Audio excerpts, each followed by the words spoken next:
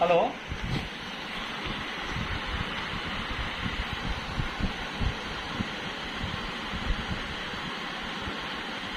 Hello hello brother, నేను Nandyal 2 town constable మాట్లాడుతున్నా. ఏం పేరు మీ పేరు? వెంకటేష్ బాబు. వెంకటేష్ బాబుకు ఏదో సమ్మన్ ఇవ్వకుండా ఫోన్లో పిలిచినారని అతను 100 కాల్కి ఫోన్ చేసినాడు. ఈరోజు తీసుకొస్తారా మీరు సమ్మన్స్? ఇక్కడ కరెక్టే, కోర్టు వాయిదా ఉంది. నాకు సమ్మన్ ఇవ్వకుండా మీరు ఎట్లా పిలుస్తారు అంటున్నాడు. ఆయన సమ్మన్ ఏమైనా తీసుకొని వస్తారా మీరు? ఇప్పుడు తెస్తా అని చెప్పాడు.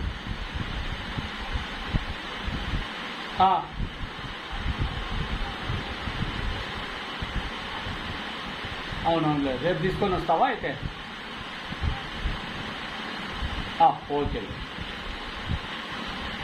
మీకు సమను ఇచ్చినాడంట, జడ్జి గారు ఇచ్చినాడంట. దాంట్లో పెట్టుకోవడంలో ఏడాది మిస్ అయింది. నేను మళ్ళీ రేపు తీసుకొని వచ్చి సార్కి ఇస్తాను. అతనికి ఇచ్చేస్తాను. ఎప్పుడు ఇస్తాడు?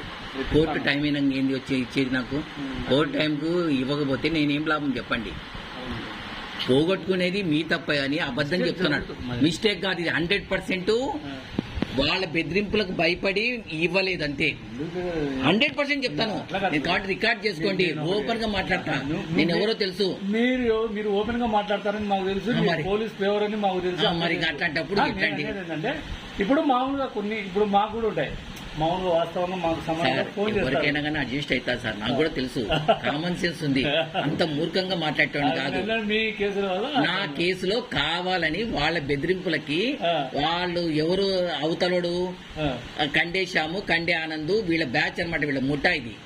ఏమి వీళ్ళ ముఠాకి భయపడి నాకు నోటీస్ ఇవ్వకుండా ఇప్పుడు అబద్ధం చెప్తే నేను ఎట్లా నమ్ముతానండి?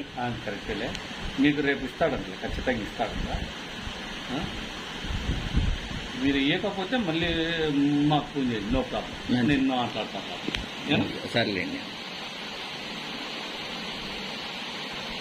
అంటే రేపు కోర్టుకు వచ్చి ఆడ ఇస్తాడేమో. ఆ తెలివితేటలు ఉపయోగిస్తే మాత్రం నేను ఉపయోగించాను. నేను ఎట్లా రోజు కోర్టుకు పోతా తెలుసు కదా. నేను అవునవునులే, తెలుసా నేను వచ్చేది. మరి ఇది ఎందుకంటే ట్రయల్ అండ్ లో మనం ఏం చేసింది ఖచ్చితంగా ఇది ఇప్పుడు తెచ్చిస్తా అని చెప్పినాడు. అంత లోపలే మీతో మళ్ళీ మాట మార్చినాడు. విషయం అది.